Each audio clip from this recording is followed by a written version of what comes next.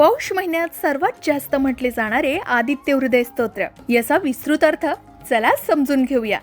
आदित्य हृदय स्तोत्र हे वाल्मिकी रामायणातील युद्धकांडातील एक शक्तिशाली स्तोत्र आहे. लंका युद्धात श्रीराम थकले आणि चिंतेत असताना अगस्त्य ऋषींनी त्यांना हे स्तोत्र सांगितले. हे सूर्यदेवाच्या हृदयातील मंत्र मानले गेले, ज्यामुळे शत्रूंचा नाश होतो, विजय मिळतो, आरोग्य वाढतं आणि जीवनातील सर्व संकट दूर होतात.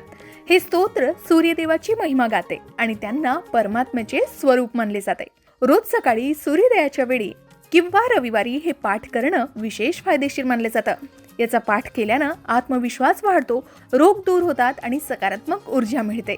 प्रभू श्री रामचंद्रांनी हे स्तोत्र ऐकून जप केला होता असंही म्हणतात. शिवाय आचमन करून धनुष्य घेतले आणि रावणावर विजय मिळवला असंही सांगितलं जातं. एवढंच नाही तर सूर्यदेव सुद्धा प्रभू श्री रामचंद्रांना पाहून आनंदित झाले आणि आशीर्वाद दिला.